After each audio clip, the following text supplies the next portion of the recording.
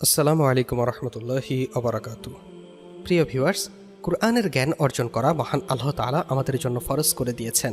নবীজি হাদিস শরীফে উল্লেখ করেছেন যে ওই ব্যক্তি উত্তম যিনি নিজে কুরআন মাজিদ শিক্ষা করে এবং অন্যকে শিক্ষা দেয়। সুবহানাল্লাহ। নবীজি আরও বলেছেন, নফল ইবাদতের মধ্যে সবচেয়ে উত্তম ইবাদত হচ্ছে পবিত্র কুরআন তেলাওয়াত করা। কুরআন তেলাওয়াতে অন্তর সতেজ থাকে। তবে আজ আপনাদের জানাবো এমন একটি আশ্চর্য বিষয়, আর তা হচ্ছে যে প্রাসাদে 400 বছর ধরে কোরআন তেলাওয়াত চলছেই। সুবহানাল্লাহ। চলুন এবার মূল আলোচনা শুরু করা যাক।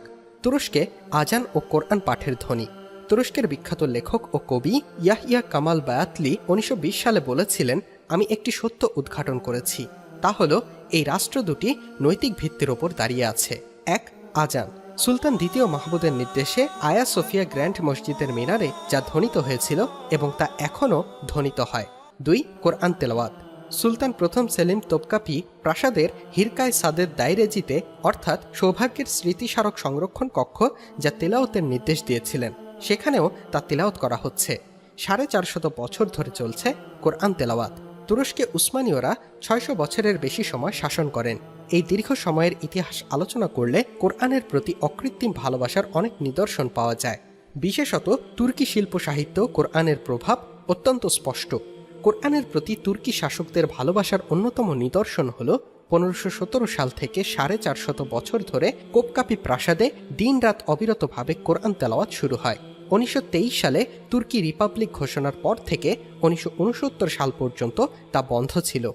মধ্যবর্তী এই 46 বছর ছাড়া 450 বছরেরও বেশি সময় রাত দিন 24 ঘন্টা কোরআন তেলাওয়াত হচ্ছে তোপকাপি প্রাসাদে। গোল্ডেন হর্নের তীরে তোপকাপি প্রাসাদ। নবীপ্রেম থেকেই তেলাওয়াত। কোরআনের প্রতি যে ভালোবাসার কারণে 400 বছর ধরে নিরবিচ্ছিন্নভাবে তার তেলাওয়াত হয়েছে, তার পেছনে রয়েছে মহানবী সাল্লাল্লাহু আলাইহি ওয়াসাল্লামের প্রতি সীমাহীন ভালোবাসা। মূলত কোরআন ও নবীপ্রেম উসমানীয় সাম্রাজ্যের অন্যতম আধ্যাত্মিক অবলম্বন।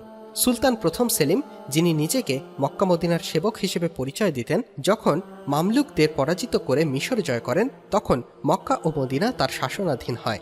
মক্কা ও মদিনার তৎকালীন আমির শরীফ আবু নুমাই ইবনে আবুল বারাকাত সুলতান সেলিমের প্রতি আনুগত্যের ঘোষণা দিয়ে চিঠি প্রেরণ করেন এবং পবিত্র 2 নগরীর চাবিও পাঠিয়ে দেন।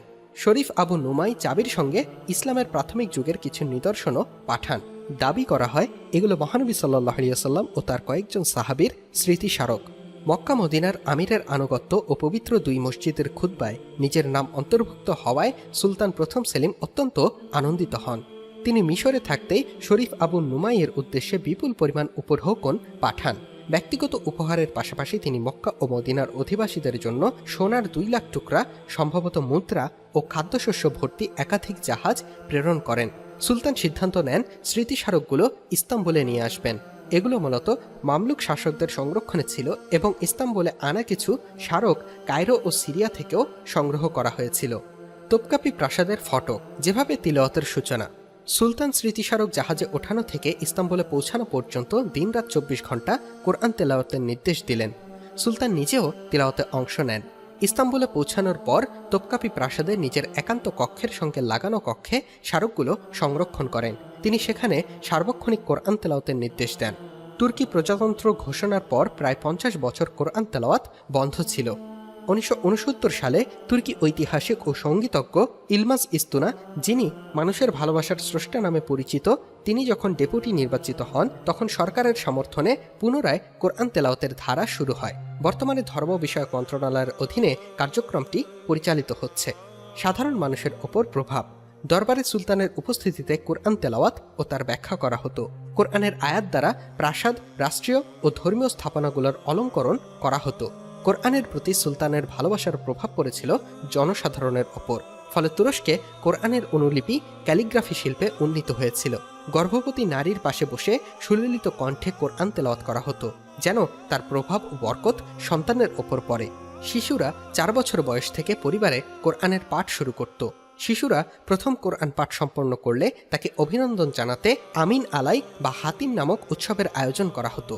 যদি এমনটা প্রতিটি দেশেই হতো কতই না ভালো হতো, কারণ যেখানে পবিত্র কোরআনুল কারীম তেলাওয়াত হয় সেখানে অন্তত শয়তান বসবাস করতে পারে না, আর যেখানে শয়তান থাকে না নিশ্চয়ই সেখানে আল্লাহ তাআলা বিশেষ অনুগ্রহ তথা আল্লাহ তাআলার রহমতে ভরপুর হয়ে যায়। সুবহানাল্লাহ। আজ থেকেই আমরা পণ করি আমরা অন্তত 1 পৃষ্ঠা হলেও রোজ কুরআন পড়ব, আমাদের সন্তানদের পবিত্র কুরআন তেলাওয়াত শেখাবো ইনশাআল্লাহ। আল্লাহ সুবহানাহু ওয়া তাআলা আমাদের সবাইকে পবিত্র কুরআনুল কারীম শিক্ষা করার তৌফিক দান করুন, আমিন। আর হ্যাঁ, ভিডিওটি ভালো লাগলে শেয়ার করার অনুরোধ রইল। আল্লাহ তাআলা সবাইকে নিরাপদে রাখুক। আল্লাহ হাফেজ।